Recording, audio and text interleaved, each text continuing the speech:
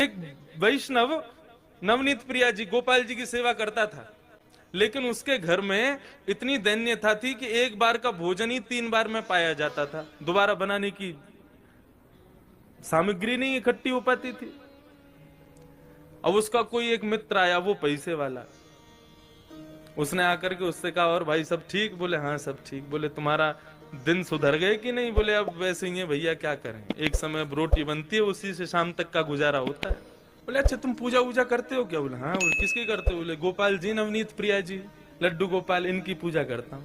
हंसने लगा मित्र, इनकी सेवा करते हो? अरे ये भी बेचारे जब इनको पूतना मारने आई ना, स्तनों में विष लगा के, तो ये भी नेत्र बंद करके शंकर जी से मदद मांग रहे थे कि पूतना के स्तन के विष को तुम पी जाओ। अरे जो अपनी रक्षा स्वयं नहीं कर पाते, तुम्हारी रक्षा क्या करेंगे? इनसे बड़े शंकर जी हैं, शंकर जी को लिया तुम, उनकी सेवा शुरू कर दो। अब बेचारा मरता क्या नहीं करता, सब कर लेते हैं। शंकर जी ले आया दूसरे दिन, और नवनीत प्रिया जी लड्डू गोपाल जी को दूर एक जगह टेबल पे बिठा दिया। बोले तुम्हारी सेवा अब हो गई, तुमने तो कुछ किया नहीं, अब इनकी करेंगे हम। अब शंकर जी की पूजा उसने शुरू कर दी। खूब रुद्राष्टाध्यायी से अभिषेक आदि सब करने के बाद में अगरबत्ती जला करके और त्रिपुंड लगा लिया। पहले तो ऊर्ध्वपुंड लगा रहा था, अब त्रिपुंड लगा करके ओम नमः शिवाय जप करने लगा। अब जैसे ही आंख खोल के देखा तो जो उसने अगरबत्ती जलाई थी उसका धुआं उड़ करके गोपाल जी के पास जा रहा था। अब वो धुआं है, वो तो कहीं भी जा सकता है।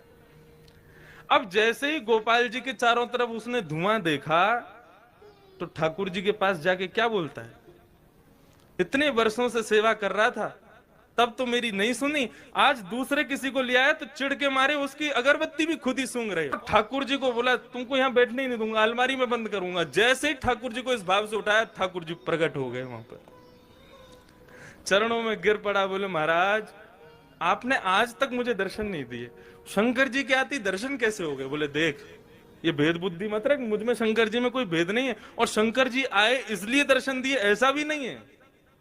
तो बोले क्यों किए, फिर क्यों दिए दर्शन आज आप? बोले कल तक तुझे ये नहीं लगता था कि मेरी नांग सूंघती भी है, कल तक तुझे ये नहीं लगता था कि मुझे भी जलन हो सकती है, लेकिन आज तेरे भीतर ये भाव आया कि मैं चैतन्य हूँ, ये अगरबत्ती मैं भी सूंघ रहा हूँ, मुझ में भी एक जलनशीलता आई है, मतलब मैं साधारण मूर्ति नहीं, मैं चैतन्य हूँ। जब तेरे हृदय में ये भाव आया तो मैं पीछे क्यों हटूं, मैं भी प्रकट हो गया, मैं भी क्यों मूर्ति तक रहूं? जब तू ही मुझे इतना ऊपर पहुंच